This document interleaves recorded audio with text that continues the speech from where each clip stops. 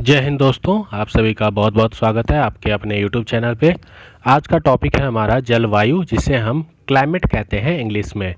आप सभी को बता देना चाहता हूँ एनसीईआरटी सार संग्रह की क्लासेस चल रही हैं, जिसमें आपका ज्योग्राफी चल रहा है अभी, और इसमें हम क्लाइमेट चैप्टर आज पढ़ने वाले हैं।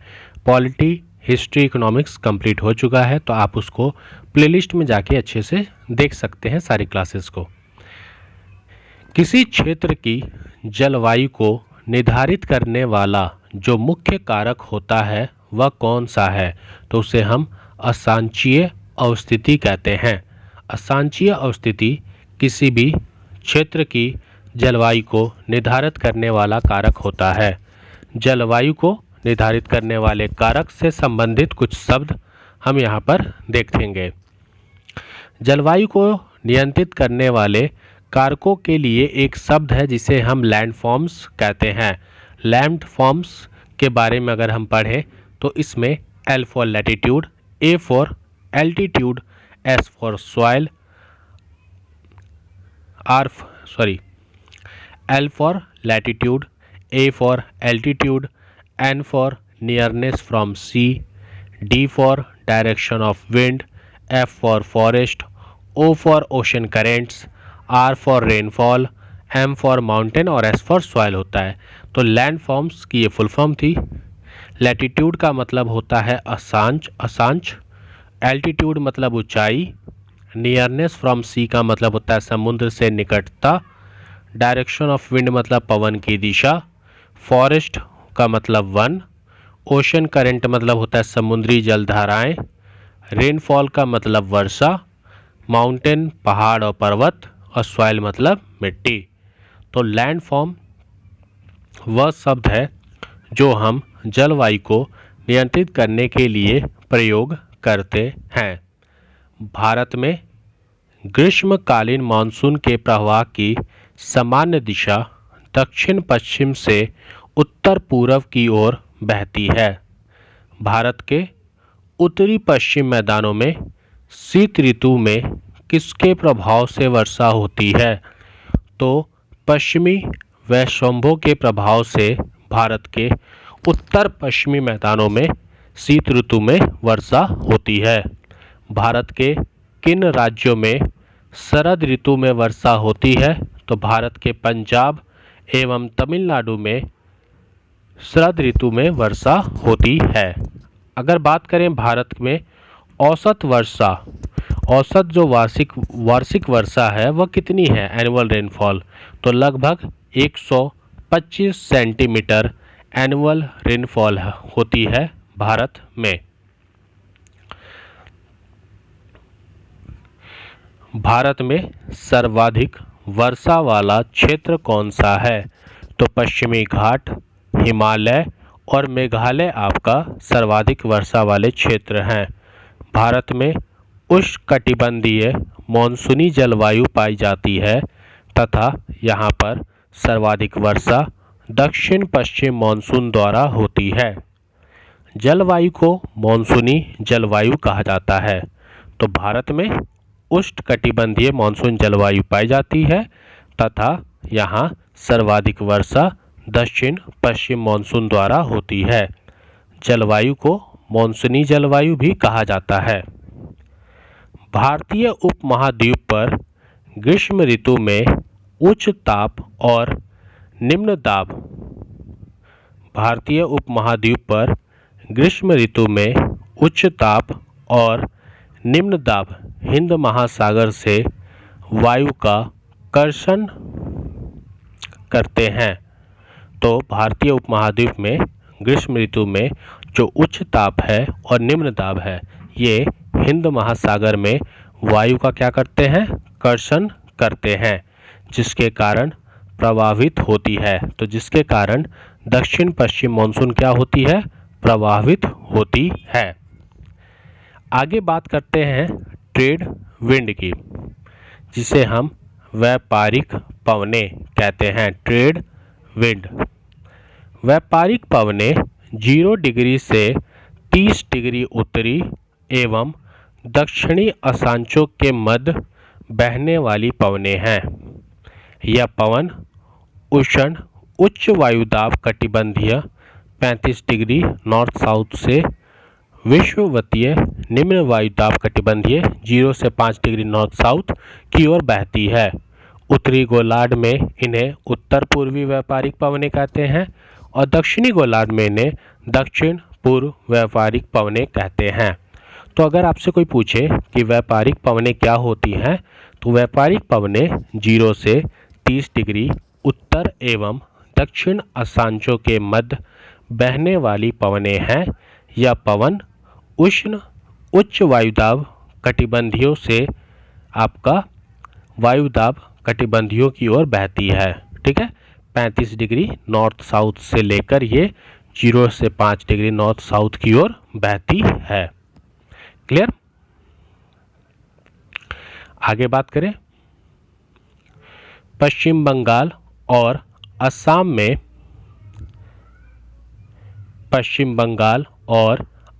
में ग्रीष्म ऋतु में चलने वाली पवनों को स्थानीय पवनों क्या कहा जाता है? तो इन्हें हम काल बैसाखी या फिर चाय वर्षा कहते हैं, जो पश्चिम बंगाल और असम के ग्रीष्म ऋतु में चलने वाली स्थानीय भाषा में इन्हें काल बैसाखी और चाय वर्षा कहते हैं। ठीक है, तो स्थानीय भाषा में पूछा था, इसलिए स्थानीय भाषा में हम इसे चाय वर्षा और काल बैसाखी कहते हैं। भारत में सबसे कम वर्षा वाला स्थान कौन सा है? तो ये आपका लेह है। कोपेन ने वर्ष 1918 में विश्व की जलवायु को कितने वर्गों में विभाजित किया था? तो कोपेन ने विश्व की जलवायु को 5 वर्गों में विभाजित किया था।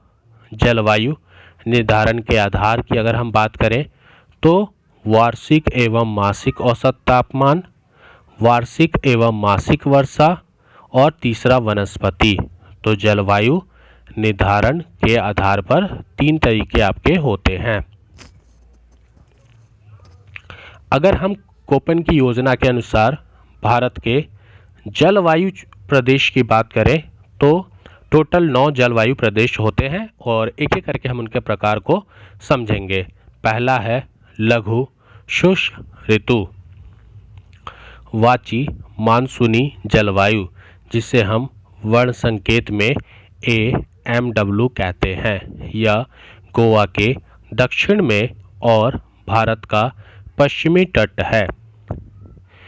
शुष्क ग्रीष्म ऋतु की बात करें तो इसे हम AS कहते हैं। ये तमिलनाडु का जो कोरोमंडल तट है उस क्षेत्र में पाया जाता है। उष्ण कटिबंधीय एवं सवाना जो जलवायु है वह आपका AW होता है वर्ण संकेत, और इसका क्षेत्र है कर्क रेखा के दक्षिण में और प्रायद्वीपीय पठार के अधिकांश भाग जो है वह उष्णकटिबंधीय सवाना जलवायु क्षेत्र में पाया जाता है। अर्ध शुष्क स्टेपी जलवायु, अर्ध शुष्क स्टेपी जलवायु आपका होता है BSHW। इसका क्षेत्र अगर बात करें तो उत्तर पश्चिमी गुजरात, पश्चिमी राजस्थान और पंजाब के कुछ भाग को हम अर्ध शुष्क स्टेपी जलवायु कहते हैं। उष्ण मरुस्थलीय जलवायु की बात करें तो BWHW की अगर हम बात करें तो ये राजस्थान का सबसे जो पश्चिमा भाग है उसे हम उष्ण मरुस्थलीय जलवायु कहते हैं। शुष्क शीत ऋतु की अगर बात की जाए, शुष्क शीत ऋतु की अगर बात की जाए तो इसे हम CWG कहते हैं। ये गंगा का मैदान, ये आपका एग्जाम में पूछा गया है। CWG याद रखिएगा, गंगा का मैदान, पूर्वी राजस्थान, उत्तरी मध्य प्रदेश, उत्तर पूर्वी भारत का अधिकार प्रदेश इसमें आता है।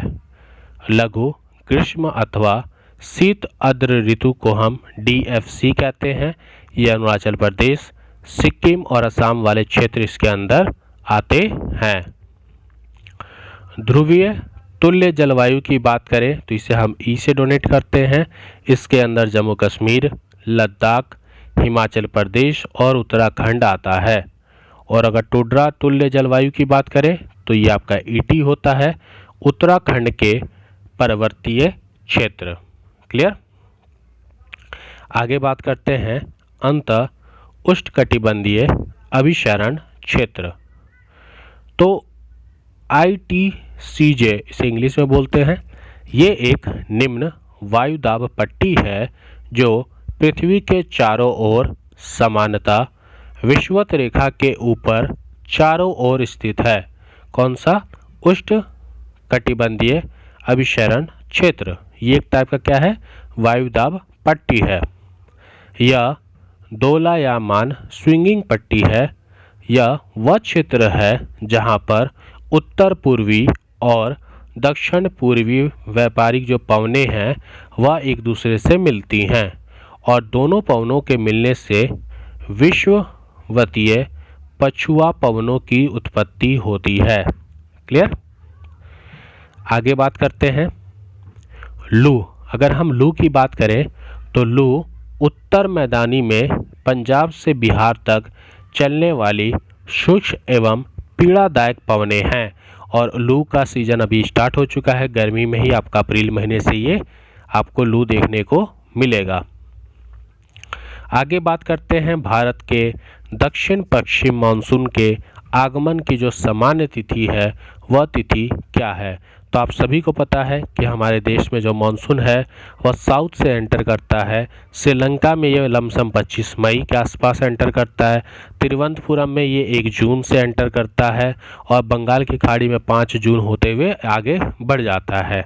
फिर हैदराबाद से 5 जून, मुंबई से 10 जून के आसपास ये एंटर करता है। आगे बात करें अगर हम गुजरात की तो गुजरात में 15 जून के आसपास एंटर होता है। 1 जुलाई राजस्थान में एंटर करता है और 15 जुलाई ये राजस्थान और पाकिस्तान में एंटर करके नॉर्थ की तरफ चला जाता है। तो ये कुछ आपके टाइमिंग दिए हुए थे जो नॉर्मल मॉनसून भारत में एंटर करता है। अगर हम बात करें आगे तो कॉफ़ी वर्षा एवं चेरी ब्लॉसम का संबंध क्या है? तो ग्रीष्म ऋतु के खत्म होते ही पूर्व मानसून की बौछार से कहाँ पे? कर्नाटका में कॉफ़ी वर्षा एवं चेरी ब्लॉसम का संबंध है। ग्रीष्म ऋतु के खत्म होते ही पूर्व जो मानसून की बौछारें होती हैं उससे इनका संबंध है। कहाँ पे? कर्नाटका में। आम वर्षा जिसे हम मैंगो सावर कहते हैं ये किस राज्य से संबंधित है? तो केरल एवं तटीय कर्नाटका से संबंधित है आपका मैंगो सावर। आगे बात करते हैं भारत में दक्षिण पश्चिम मानसून का समय समानता कब से कब तक होता है? तो जून से सितंबर के बीच में भारत में दक्षिण पश्चिम मानसून का समय होता है। भारत में मानसून का आगमन सबसे पहले केरल राज्य में होता है। भारत में नॉर्वेस्टर की उत्पत्ति कहाँ होती है? तो छोटा नागपुर पठार पर। नॉर्वेस्टर की उत्पत्ति कहाँ होती है? छोटा नागपुर पठार पर। तमिलनाडु में मानसून के सामान्य महीने कौन से हैं? तो तमिलनाडु में मानसून के सामान्य महीने कौन से हैं? तो नवंबर और दिसंबर। भारतीय मानसून को प्रभावित करने वाले घटक कौन कौन से हैं? भारतीय मानसून को प्रभावित करने वाले घटक तिब्बत का पठार, जेट स्ट्रीम, एलिनो एवं लालिनो आदि हैं। आपको पता है ड्यू टू एलिनो और लालिनो भारत में जो गर्मी है वह खूब हो रही है और वर्षा कम हो रहा है। उत्तर पूर्वी मानसून से सबसे अधिक वर्षा प्राप्त करने वाला राज्य तमिलनाडु है। उत्तर पूर्वी जो मानसून है उससे सबसे अधिक जो वर्षा प्राप्त करता है वह राज्य तमिलनाडु है। भारत के किन क्षेत्रों में औसतन वार्षिक वर्षा 200 मिलीमीटर होती है? तो भारत के जम्मू कश्मीर और पश्चिमी राजस्थान ऐसे क्षेत्र हैं जहां पर जो औसत वार्षिक वर्षा है वह 200 मिलीमीटर होती है। अमृतसर एवं शिमला लगभग एक ही अक्षांश पर स्थित हैं, किंतु इनकी जलवायु में भिन्नता का मुख्य कारण क्या है? तो इनकी ऊंचाई से भिन्नता, इनकी ऊंचाई से जो भिन्नता है ये इनका मुख्य कारण है। क्लियर? भारत में सर्वाधिक दैनिक तापांतर किस स्थान पर पाया जाता है? तो भारत में सर्वाधिक दैनिक तापांतर राजस्थान के जो मरुस्थलीय क्षेत्र हैं, जो हमारा डेजर्ट है, थार डेजर्ट, उस एरिया में सर्वाधिक तापांतर मतलब ताप पाया जाता है। भारत में मानसून के प्रस्फोट के लिए किसे उत्तरदायी माना जाता है? तो पूर्वी जेट प्रवाह को, पूर्वी जेट प्रवाह को भारत में मानसून के प्रस्फोट के लिए उत्तरदायी माना जाता है। डिस्ट्रीब्यूशन की बात करें, अगर भारत वर्षा का वितरण, डिस्ट्रीब्यूशन ऑफ रेनफॉल की बात करें इंडिया में, तो चलिए इसको भी थोड़ा सा समझते हैं। भारत में जो औसत वार्षिक वर्षा है वह लगभग 1111 सेंटीमीटर होती है। ऊपर हमने पढ़ा था भारत में जो औसत वार्षिक वर्षा है वो 125 सेंटीमीटर है, लेकिन आपका यहाँ पर एक सेंटीमीटर दिया है, परंतु इसमें क्षेत्रीय भिन्नताएं पाई जाती हैं जो निम्नत हैं। पहला है भारत में अधिक वर्षा वाले क्षेत्र, पश्चिमी घाट, उत्तर पूर्वी के ऊपर हिमाचल क्षेत्र, मेघालय की पहाड़ियाँ, यहाँ पर अधिक वर्षा होती है। वर्षा 200 सेंटीमीटर से अधिक यहाँ पर होती है। खासी और जैंतिया की जो पहाड़ियाँ हैं, इसके कुछ भागों में तो 1000 सेंटीमीटर से भी अधिक वर्षा होती है। ठीक है, तो सबसे पहला है हमारा अधिक वर्षा वाले क्षेत्र, जहाँ पर 200 या फिर 1000 सेंटीमीटर भी वर्षा होती है। मध्यम वर्षा वाले क्षेत्रों की अगर हम बात करें तो गुजरात का दक्षिण भाग, पूर्वी तमिलनाडु, उड़ीसा सहित उत्तर पूर्वी प्रायद्वीप, झारखंड, बिहार, पूर्व मध्य प्रदेश, उप हिमालय के साथ लगा हुआ गंगा का उत्तरी मैदान, कछार घाटी और मणिपुर में 100 से 200 सेंटीमीटर के बीच में वर्षा होती है। न्यून वर्षा वाले क्षेत्रों की अगर बात करें तो पश्चिमी उत्तर प्रदेश, दिल्ली, हरियाणा, पंजाब, जम्मू कश्मीर, पूर्वी राजस्थान, गुजरात और दक्कन के जो पठार वाले क्षेत्र हैं, यहाँ पे वर्षा 50 सेंटीमीटर से लेकर 100 सेंटीमीटर के बीच में होती है। और लास्ट है आपका अतलप वर्षा के क्षेत्र, पारादीपी भारत के कुछ भाग, विशेष रूप से आंध्र प्रदेश, कर्नाटका, महाराष्ट्र के वृष्टि छाया प्रदेश, जिसे हम रेन शैडो रीजन कहते हैं, लद्दाख और पश्चिमी राजस्थान के अधिकतर भागों में 50 सेंटीमीटर से भी कम वर्षा होती है। तो लद्दाख, पश्चिमी राजस्थान के कुछ भाग, आंध्र प्रदेश का विशेष रूप, कर्नाटका, महाराष्ट्र ऐसे क्षेत्र हैं जहां पर वर्षा जो है वह 50 सेंटीमीटर से भी कम होती है। जेट स्ट्रीम क्षोभ मंडल के मध्य अक्षांशों के धरातल से 12 किलोमीटर ऊपर पश्चिम से पूर्व दिशा में चलने वाली एक प्रवाह का नाम है।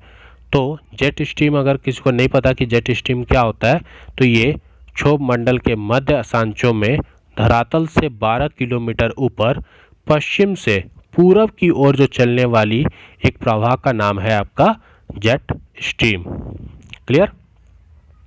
तो भारत वर्षा का वितरण, डिस्ट्रीब्यूशन ऑफ रेनफॉल इंडिया, ये हमने कंप्लीट कर लिया। और आज का जो टॉपिक था हमारा जलवायु, ये कंप्लीट हो गया। अगर आपको ये टॉपिक समझ आया अच्छी तरीके से तो आप इस चैनल को सब्सक्राइब कर लें, वीडियो को लाइक करें। किसी को कोई डाउट है तो वो कमेंट करके अपने थॉट्स, अपने व्यूज़, अपने क्वेश्चन को रख सकते हैं। और क्लासेस को फॉलो करते रहें, आपकी क्लासेस धीरे धीरे कंप्लीट होती जा रही हैं और प्रैक्टिस सेट भी इसका चल रहा है। ठीक है, और आगे आपके और भी क्लासेस आएंगी एग्ज़ाम के साथ साथ। तो आपको अगर कोई डाउट है तो आप बताइएगा मुझे। बाकी चैनल को सब्सक्राइब कर लीजिए अप टू डेट के लिए। मिलते हैं अपने नए वीडियो में। जय हिंद, जय भारत।